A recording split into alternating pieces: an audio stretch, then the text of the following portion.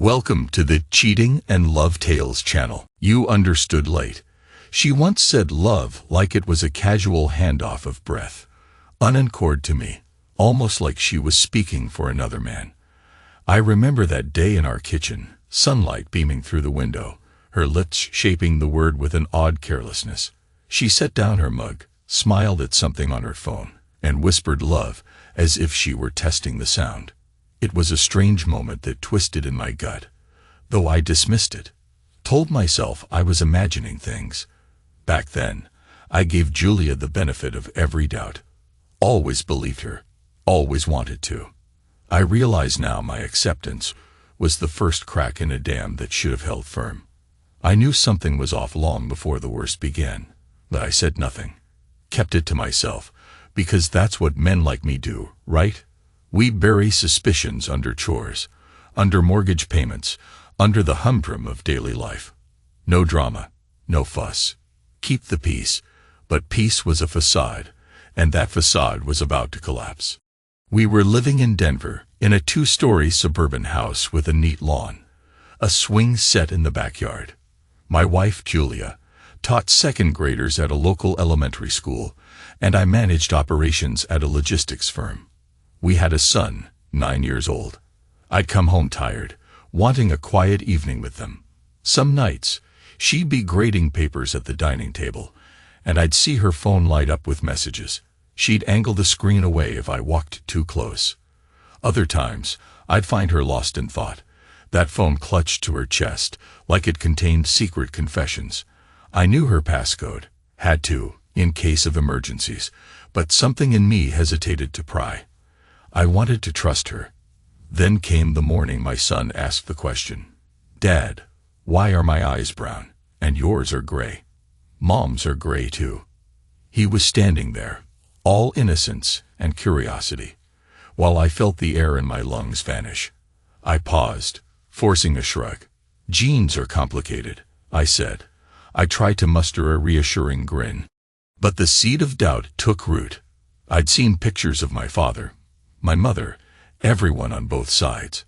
Not a single pair of brown eyes in the family tree. Still, I buried the thought. Maybe some recessive trait. Maybe a distant relative. I tried to believe that, ignoring the uneasy churn in my stomach. It was months later, on my son's birthday, that I uncovered the truth. Julia insisted on filming every birthday party, so we had hours of footage stored in our digital archives. That night, the boy was asleep, and I was alone in the living room, flipping through old videos for nostalgia. The footage from his 9th birthday caught my eye. There we were in the kitchen, balloons taped to walls, kids screaming in the background. I was carrying a chocolate cake with 9 candles. A little wobbly, but I managed not to drop it. Julia was in the corner, urging me to hurry, and off-screen, I heard footsteps. Clack, clack, clack, like someone pacing on tile. In the reflection of the hallway mirror behind us, I spotted a figure. A man. He wore shorts, showing lean legs, no face visible, just the lower half of his body. My mind raced. It was mid-December that day. I remember heavy snow outside. Who in his right mind would wear shorts in a snowstorm? That single detail, those bare calves in the reflection, made my pulse spike. Because it meant someone else was there, in my house on my son's birthday, wearing clothes suited for a warmer day. Something I'd never noticed before. Why would that detail matter? And why did it feel like a gut punch now? I froze the frame, zoomed in, rewound, and watched again. A dozen times. The same haunting image. My heart pounded, each thump echoing, demanding an explanation I couldn't conjure. Eventually, I confronted Julia. Showed her the frozen image on my laptop, waiting for her to flinch. She blinked, looked away. "You're making it up." That could be anyone. Tom from work, or maybe the neighbor dropping something off. I wouldn't let it go. "It was snowing that day," I said. "He's wearing shorts. That's not normal." She shifted, arms crossed. "Why are you so paranoid?" Before I could answer, we heard a knock at the door. Her friend, Robert, psychologist, divorcee, the so-called wise counselor, came by. He'd become a sort of confidant for Julia, though I had never invited him to be mine. That evening, he sat across from me in the kitchen, calm as a statue, tilted his head in that practiced therapist's gesture. "Mark," he said gently, "you're projecting. This suspicion, it's not about Julia. It's about your father's death, about your anxieties. We need to explore where this mistrust is coming from."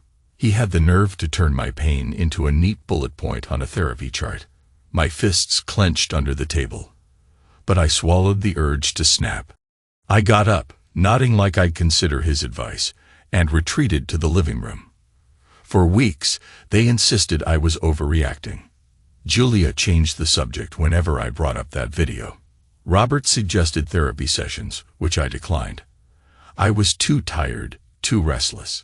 Instead, I started rummaging through details, my son's birth records, old photos, family lines. The more I sought answers, the more walls I hit.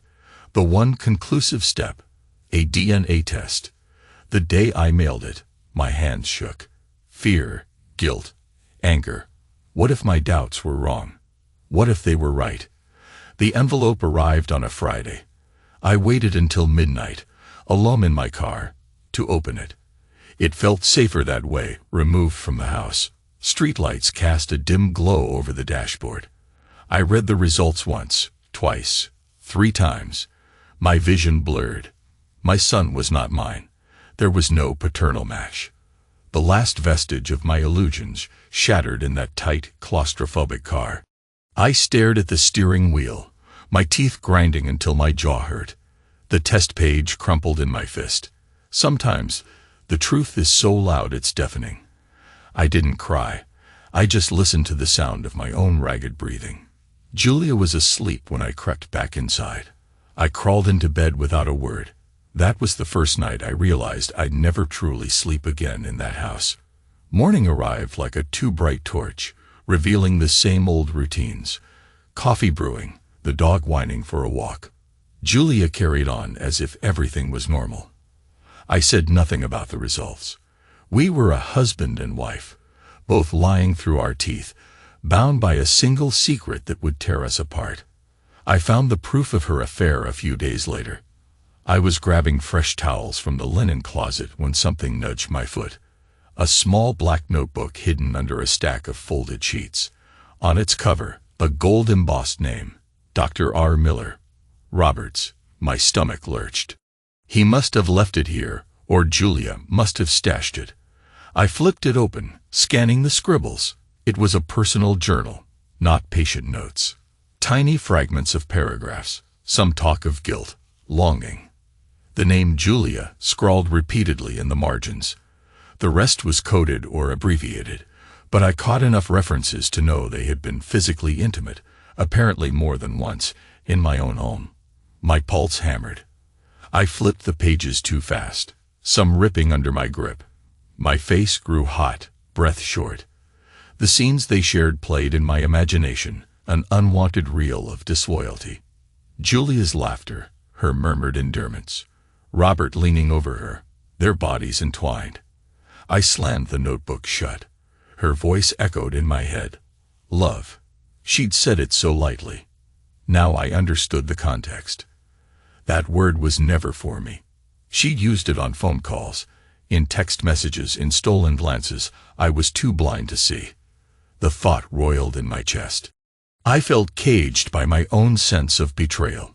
My entire life started to look like a fraud. 9 years of fatherhood, overshadowed by a truth they kept from me. I had believed that baby boy was mine. I had held him against my chest, feeling his tiny heartbeat.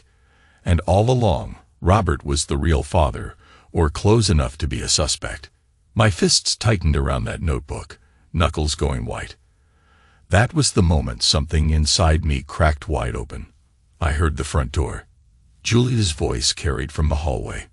She was calling my name, steps approaching. I slid the notebook under my shirt and stepped out. My smile must have looked forced. She gave me a wary glance. Everything okay? I stared into her eyes, once so familiar, now so alien. I forced a nod. "Fine," I said, hearing the tension in my voice. She didn't ask more. Maybe she suspected. Maybe she'd grown used to secrets too. That night, I decided I had to see how far her betrayal had gone. I rummaged her desk, her purse. I found receipts for a motel near the edge of town. Saw a date circled, 2 weeks prior. Another piece of evidence. My heart hammered as I pictured them in that cramped motel room. The cheap bed, the stale curtains, their clothes strewn on the floor. It struck me with a nauseating force that I was invading her privacy, stooping to rummaging in the dark. But I had to know the truth, even if it destroyed me. Finally, I confronted her. It was late. She was in bed, reading. I walked in, dropped the motel receipts and Robert's journal pages on the blankets between us. A heavy silence pressed in. She froze, color draining from her face. "Mark, wait." I cut her off with a flat gesture. "No. Enough." Her mouth opened, closed. I was meeting him, I finished for her, while I was at work, while my son, was at school. She flinched at the way I emphasized, "my son." Then she swallowed. "Please, I can explain." I scoffed. "Explain it to yourself." I turned around, leaving her there, broken words on her lips. She followed me into the hallway, voice trembling. "Mark, it didn't start out. I didn't plan this. It just happened." I spun. "Don't you dare say it just happened. Affairs don't just happen. You let him in. Let him take everything. Even my child." She tried to grab my arm. "He's our child. You raised him." I yanked away. "He's not mine," I said through clenched teeth. "And you knew that." My voice rose, filling the silence. "Now you want me to pretend everything is normal. That's what your friend Robert told me, right? That I'm paranoid, that it's about my father. He used my grief against me. You both lied." Julia's eyes glistened, tears pooling. "I never meant to hurt you." I let out a bitter laugh. My anger felt like an electric current in my blood. "But you did, over and over. And you watched me stay in the dark. 9 years, Julia." Her lips trembled. She tried to speak, but I shook my head and walked away. My heart pounded so loud it drowned out everything else. 2 weeks passed.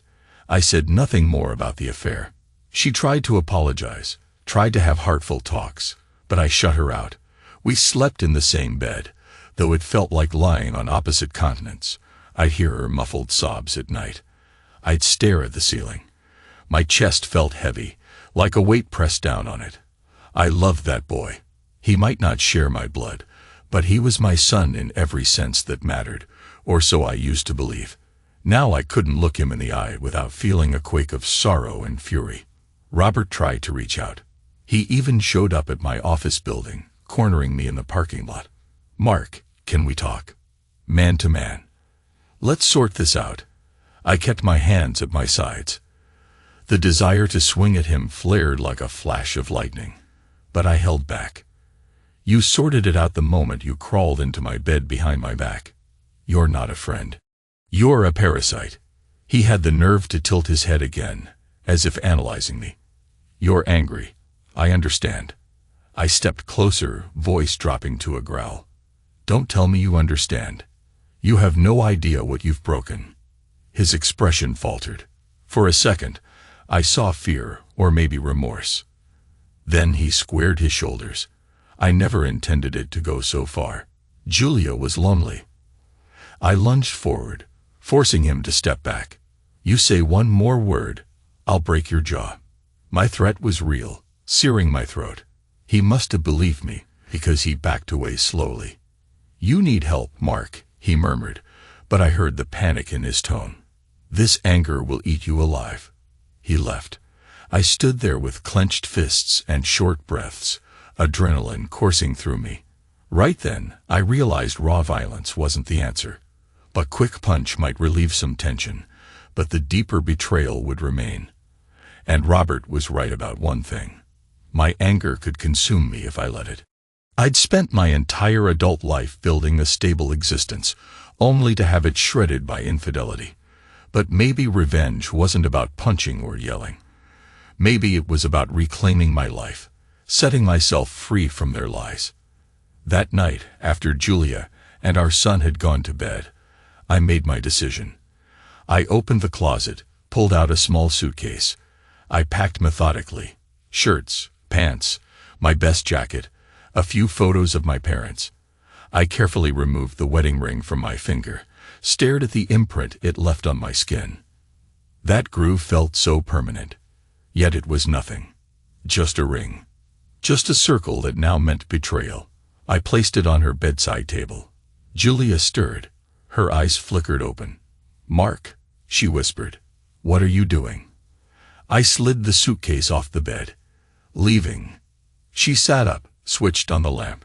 Shadows jumped across the wall. "You can't just walk away," she pleaded. "We can fix this." I shook my head. "There's nothing left to fix." Her eyes brimmed with desperation. "But our son, he needs you. He loves you." I paused, feeling a fresh wave of heartbreak. "That's exactly what hurts. I was his father for 9 years. And you let me believe a lie." Tears streaked her face. She reached for my hand, but I pulled away. The memory of finding Robert's notebook flashed through my mind, fueling my resolve. "I'm done being the fool, Julia. I'm done living in a house that smells like betrayal." I walked to the door. She scrambled after me, voice choked. "Don't do this. You'll regret." I spun, stopping her short. "You did this," I said quietly, voice trembling. "Not me." I opened the door, stepped outside into the crisp night air, and let it slam behind me. I spent the first night in a motel by the highway. The bed was lumpy. The heater rattled. But at least I could breathe. No illusions, no lying faces, just me, and the reality that my life as I knew it was over. I sat in the dark, staring at the ceiling, mind racing. The next morning, I filed for a separate bank account, ordered a new phone line. At lunch, I consulted an attorney. She listened carefully as I explained the situation, the affair, the paternity test. Then she laid out my options for divorce and potential custody battles. My stomach tightened with each detail. Legally, I was on my son's birth certificate. I was the father in the eyes of the law, so any custody or support arrangement might be complicated. I nodded, numb. Yes, I wanted to protect the boy. He wasn't to blame. But I also couldn't stomach the idea of staying in this farce any longer. I felt a flicker of guilt, imagining how he would be caught in the middle. I told the attorney I needed time to decide the details. Soon, I caught wind that Robert had been keeping a low profile. He'd gone on leave from his practice, citing personal issues. Part of me wanted to see him, to confront him properly. But I forced myself to stay focused. My priority was to break free. If he was guilty enough to vanish, so be it. Let him stew in it. Let them both face what they'd done. Meanwhile, Julia called, texted, emailed. She apologized in a dozen different ways. She begged me to think of the boy. She tried to reason that people make mistakes, that we could salvage the relationship. Once I answered. She started with a frail Mark. I don't have the right. I cut in, voice cold. Don't say you love me. Don't ask for my forgiveness. She tried to argue, to explain again. I hung up. The more she chased me, the colder I became. My anger was no longer wild. It was a quiet, simmering fury, feeding a resolve I'd never felt before. A few days passed, then a week. I was staying in a small furnished rental, 1 bedroom, and a kitchenette. The place smelled like fresh paint and old carpets. I'd lie awake at night, the memory of my son's face haunting me. He was the only truly innocent party in all this. Guilt gnawed at me. But I refused to look back on that house. My ring finger still felt strange, the skin pale where the band used to sit. Some nights I dreamt of him as a baby, my hand supporting his tiny head, his eyes looking up at me. brown eyes, so warm. Then I'd jolt awake, grappling with confusion. He was still my boy in so many ways, just not biologically. The human heart doesn't shift gears easily. The betrayal overshadowed that bond, but it didn't kill it. One evening, Julia texted, "Please come by the house. Adam misses you." It was the first time she'd acknowledged my son's name in a message. For a moment, I wanted to ignore it, but something deeper spurred me to respond. "I'll come tomorrow after work." The next day, I arrived at dusk. The yard looked the same, perfectly trimmed bushes. The swing set squeaking in the wind. The porch light was on. I stepped inside. Julia stood in the hallway, eyes red-rimmed, wearing a sweater and jeans. She looked smaller, fragile. She opened her mouth, and I shook my head. "Not here for you." "Where's Adam?" She gestured toward the living room. He sat on the couch, hugging his knees, eyes distant. My heart clenched. I walked over, my footsteps feeling slow, heavy. "Hey, buddy." He looked up. For a second, his face lit, like an echo of the old days when I'd come home from work. Then he hesitated, shoulders hunching, as if unsure. "Mom said you had to go away for a bit," he murmured. "I did," I said, sinking onto the couch beside him. My throat felt tight. "But I wanted to see how you're doing." He shrugged, eyes darting to the floor. "You're mad at me." My pulse jolted. "What?" "No, never. I'm mad at other stuff." I touched his shoulder, trying to keep my composure. "None of this is your fault. Don't ever think it is." He swallowed, nodding, tears brimming. He didn't ask the real question, if I'd still be his dad, and I didn't have the answer. We sat there in a silence that felt like it could crack glass. Out of the corner of my eye, I saw Julia watching from a distance. She stayed quiet. For once, I appreciated her restraint. Eventually, Adam scurried upstairs to his room, shoulders slumped. I followed him halfway, then paused. Something in me felt undone. I walked back to where Julia stood. We faced each other in the dim light of the living room. Her lips parted. She started. "Don't have to say anything," I interrupted. My voice was rough, but calmer now. "We're done. Sign the divorce papers when they come." She took a shaky breath. "What about Adam?" I looked up toward the second floor, thinking about the boy in his bedroom. "I don't know," I said. "But I do know this. He's innocent. Whatever arrangement we work out, I won't abandon him. That's more than you gave me." She exhaled shakily. "Thank you." I gave a curt nod. Then I stepped out of that house for the last time, ignoring the flicker of heartbreak that tugged at my chest. I was determined not to unravel in front of her. Outside, the night was cold. I inhaled, my breath forming a ghostly cloud in the air. Time passed in a haze of paperwork, attorneys, strained phone calls.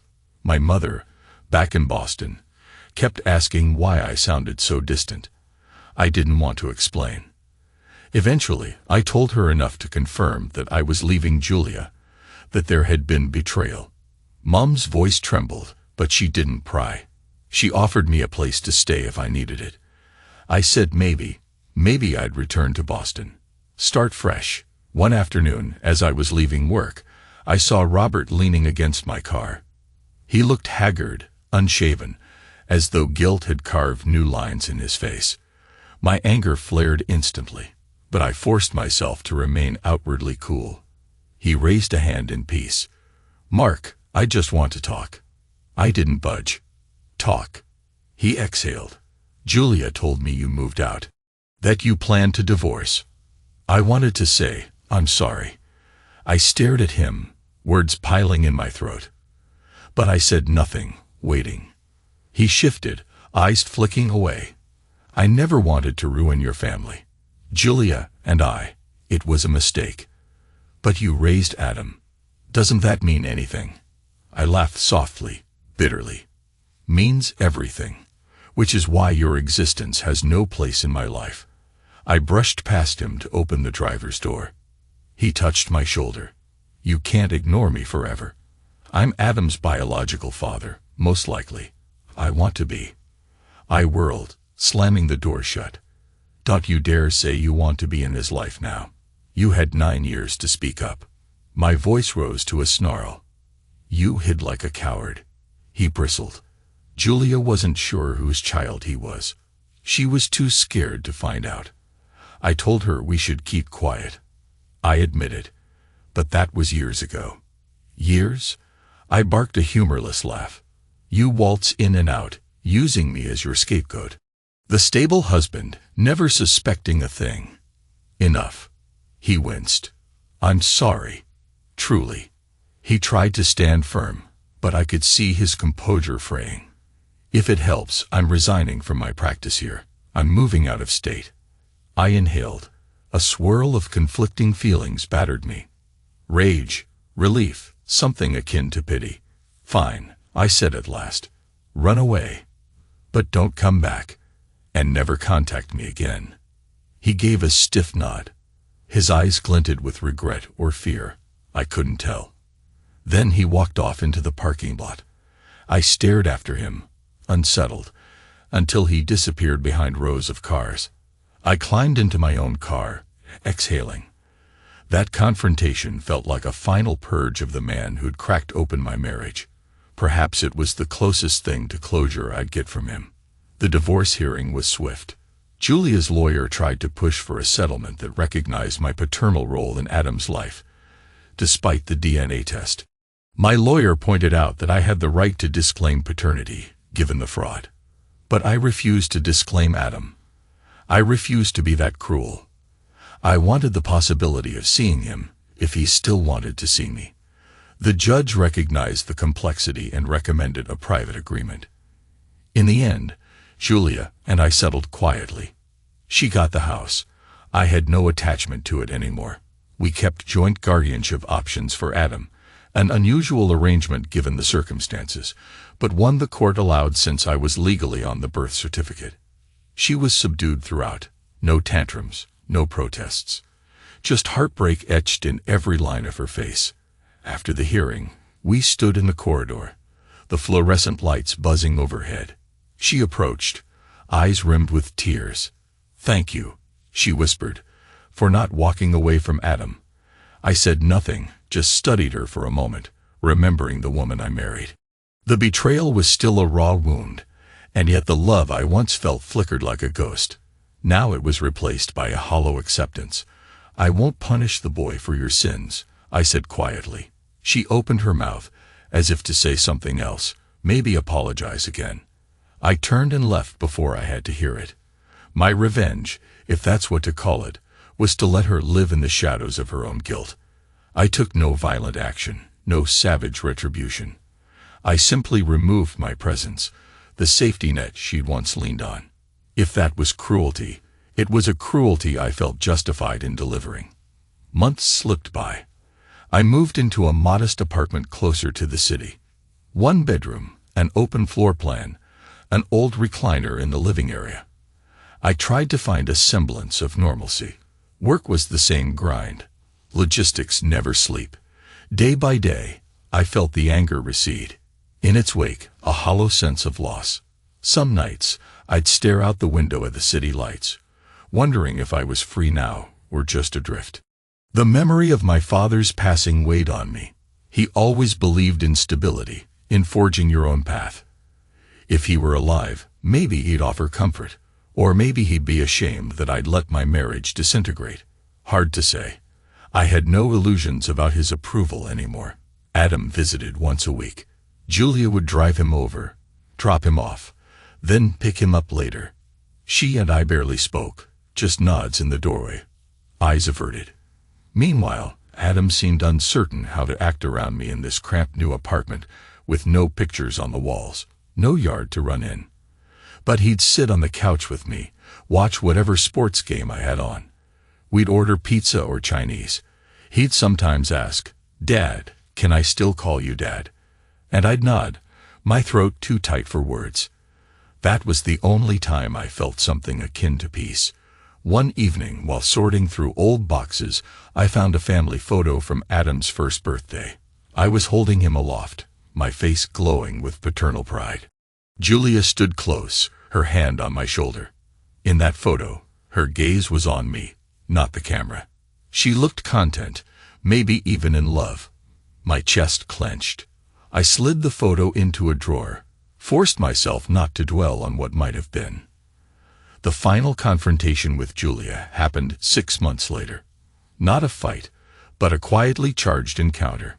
She called, voice trembling, telling me she'd found new documents linking Robert to a bigger lie.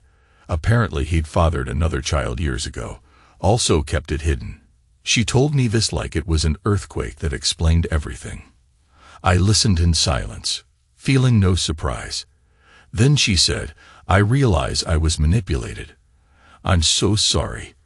I realized in that moment how distant from her I'd become. Her heartbreak didn't move me anymore.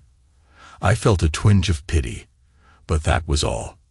You let him manipulate you, I replied, because you wanted something from him too. She choked back a sob. Yes, I know that now. I was lonely, Mark. I let myself be swayed.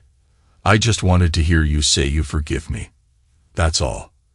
I stared at the phone, my jaw tight. Forgive her. Could I? Did I want to? Forgiveness, I said slowly, is for me, not for you. If I grant it, it's to free myself from the burden of hate. A long pause. I understand. I nodded to no one in particular. Then I hope you understand the price we've both paid. That's all I have to say. I hung up, letting the final door between us slam shut. In that moment, I felt a strange sense of closure. Not joy, not relief exactly, but a realization that my path had diverged from hers forever. She was left behind with her regrets and whatever life she could salvage. I keep stepping forward. A year after the day I walked out of our house, I stood on the porch of my own small townhouse in another neighborhood, one I'd chosen with care. More urban, less uniform. Stacks of brick buildings, an older community feel. My mother was visiting from Boston. We had just finished dinner, and she was tidying up in the kitchen, insisting she do the dishes. I let her. The new place had a decent backyard, not large, but big enough for a grill and a small garden. Adam visited every other weekend. He still called me Dad, still looked up to me in that trusting way.